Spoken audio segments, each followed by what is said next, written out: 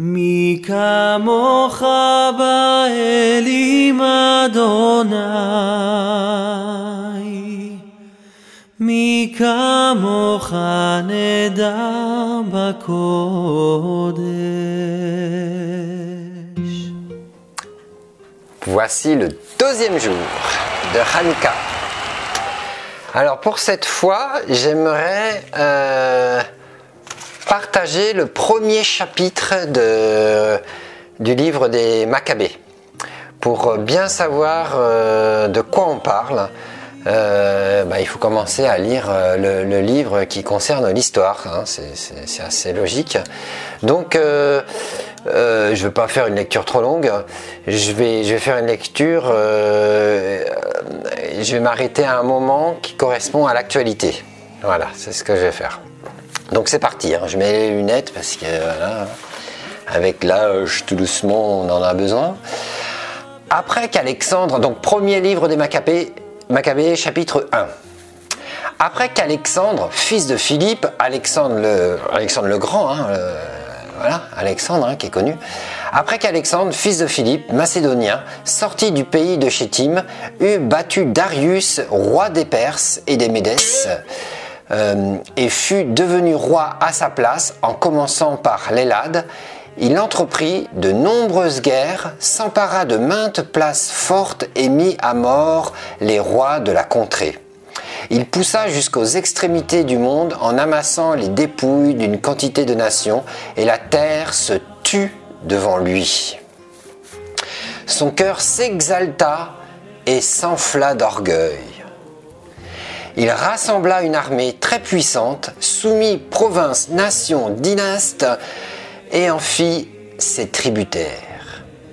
Après cela, il dut s'aliter et connut qu'il allait mourir.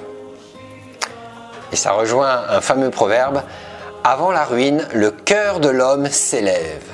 Et voilà, il s'est enflé d'orgueil et du jour au lendemain, pouf, il connut qu'il allait mourir et il s'est alité. Il fit venir ses officiers, les nobles qui avaient été élevés avec lui depuis le jeune âge, et partagea entre eux son royaume pendant qu'il était encore en vie. Alexandre avait régné 12 ans quand il mourut. Ses officiers prirent le pouvoir chacun dans son gouvernement. Tous ceignirent le diadème après sa mort, et leurs fils après eux durant de longues années. Sur la terre, ils firent foisonner le malheur. Il sortit d'eux un rejeton impie, Antiochus Épiphane, fils du roi Antiochus. C'est lui le fils de la malédiction. C'est lui qui a vraiment maudit Israël. Qui d'abord, otage à Rome, devint roi l'an 137 de la royauté des Grecs. En ces jours-là, surgit d'Israël une génération de vauriens qui séduisirent beaucoup de personnes en disant « Allons, faisons alliance avec les nations qui nous entourent, car depuis que nous nous sommes séparés d'elles, bien des maux nous sont advenus. » Il n'y a pas de malédiction sur Israël sans raison. C'est toujours parce que le peuple se détourne d'Hachem, de l'Éternel. C'est toujours comme ça. C'est pas Dieu qui va commencer à faire du mal à son peuple si son peuple n'a rien fait. Et c'est pas faire du mal, c'est le châtier pour lui apprendre la vie, le châtier comme un père, des parents châtient leurs enfants qu'ils aiment. Hein, ça c'est dans les proverbes aussi. C'est par amour qu'il faut reprendre aussi. Hein. Quelqu'un qui ne reprend pas n'aime pas. Parce que l'amour se réjouit de la vérité et il faut reprendre quand, bien sûr, c'est nécessaire. On ne va pas tout le temps reprendre parce que par amour, on couvre aussi une multitude de fautes. Mais par moment, il faut reprendre. Et l'Éternel, il est patient, lent à la colère, mais à un moment donné, il est obligé de reprendre. Et là, les Juifs ont dépassé les bornes. Alors, bien sûr, les Juifs, c'est le peuple, le microcosme du système du monde entier. Quand on dit les Juifs, en fait, c'est le peuple que Dieu s'est choisi. Hein. Il les a sortis d'Égypte, on connaît l'histoire. Et c'est un microcosme que Dieu a sélectionné, a choisi pour nous enseigner les principes de vie. Donc tout ce que là on lit, ce n'est pas destiné qu'aux Juifs, c'est aussi destiné à nous tous, parce que ce sont des principes de vie. Donc dès qu'on se détourne de Dieu ou des lois de bon sens, pour ceux qui ne sont pas croyants, eh ben, on en récolte les conséquences. Donc là, il y a un groupe qui dit allons, faisons alliance avec les nations qui nous entourent, car depuis que nous nous sommes séparés d'elles, bien des maux nous sont advenus. Ce discours leur parut bon, ils ont été séduits. Plusieurs parmi le peuple s'empressèrent d'aller trouver le roi, qui leur donna l'autorisation d'observer les coutumes païennes. Et là, on est en train de rejoindre l'actualité. Ils construisirent donc un gymnase à Jérusalem, selon les usages des nations, se refirent des prépuces et renièrent l'alliance sainte pour s'associer aux nations. Ils se vendirent pour faire le mal. Voilà, je m'arrête là. Et je fais le lien par rapport au peuple qui se détourne et qui veut suivre les coutumes païennes et au point de construire des gymnases à Jérusalem. Et les gymnases, donc c'est le lieu où donc on fait du sport. Et il se trouve qu'à l'époque, quand ils faisaient du sport, ils étaient nus, hein. Ils s'entraînaient nus.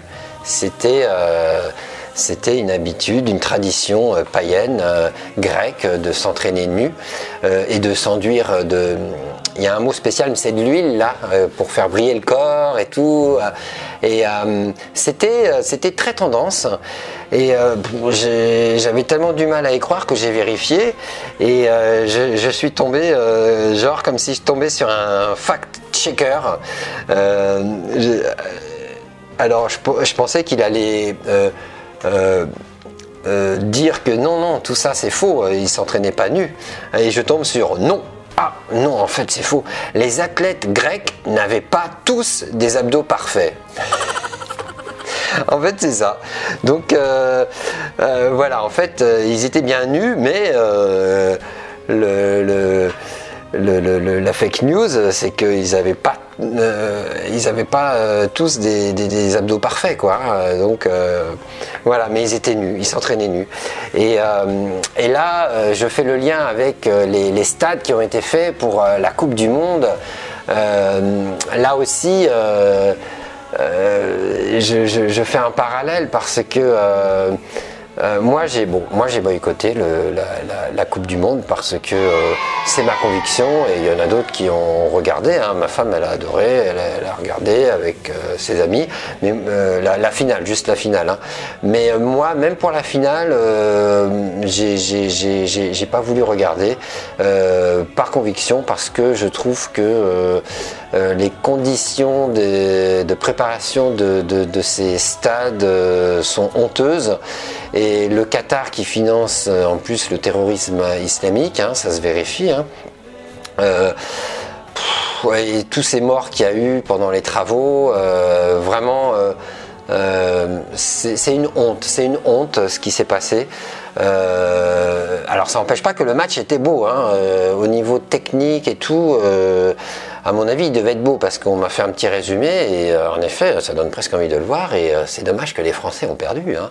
Voilà, dans mon boycott, j'espérais quand même qu'ils gagneraient, mais non, ils n'ont même pas gagné. Mais bon, finalement, puisque toute cette préparation est une abomination quand on commence à regarder un peu de plus près, finalement c'est pas plus mal.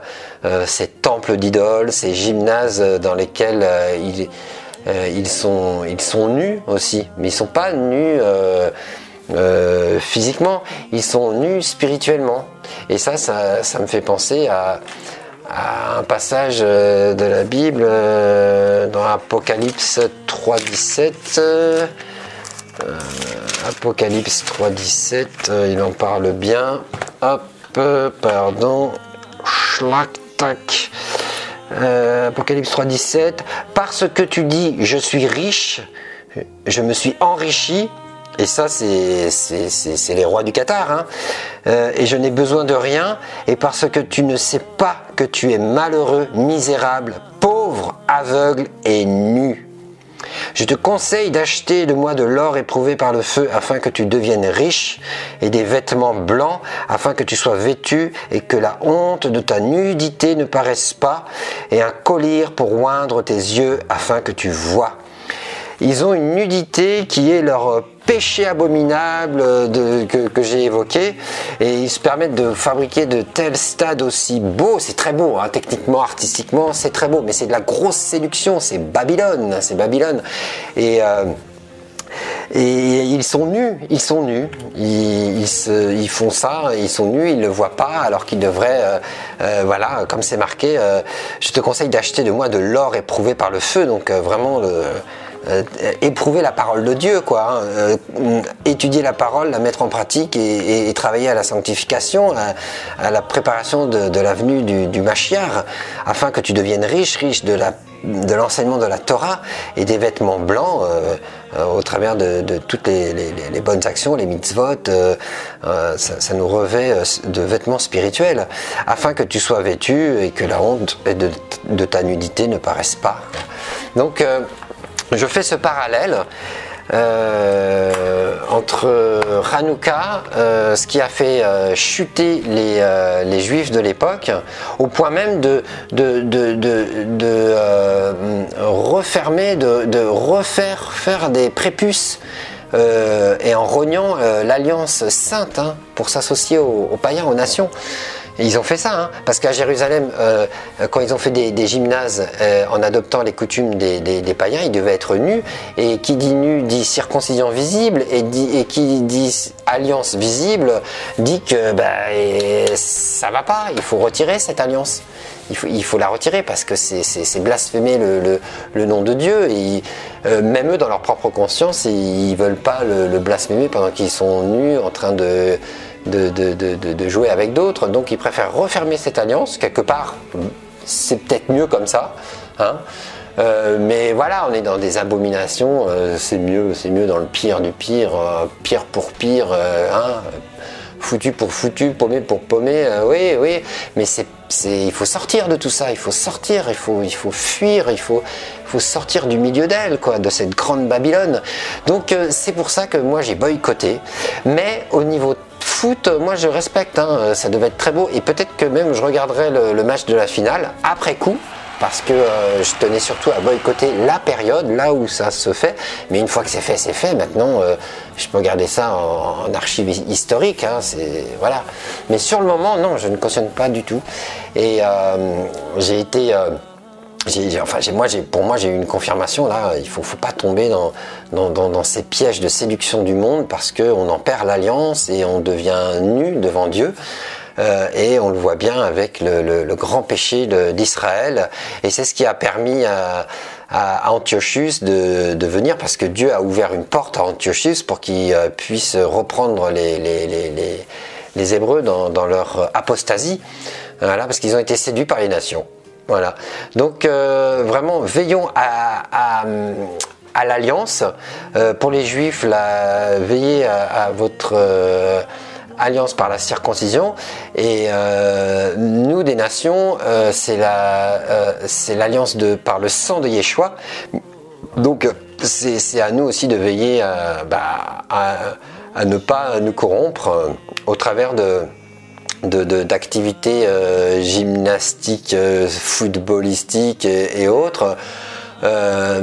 Pourtant la gymnastique, le football, c'est des sports qui sont honorables, moi il n'y a pas de problème, mais quand c'est lié à autant d'abominations, en tant qu'enfant de Dieu, il faut savoir dire stop. Non, on sépare, on ne cautionne pas ce mal.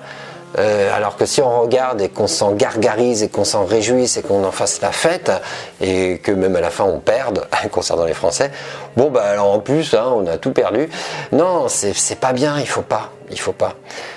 Donc voilà. Après, je sais que parmi les footballeurs il y a des croyants, Mbappé et Messi, hein.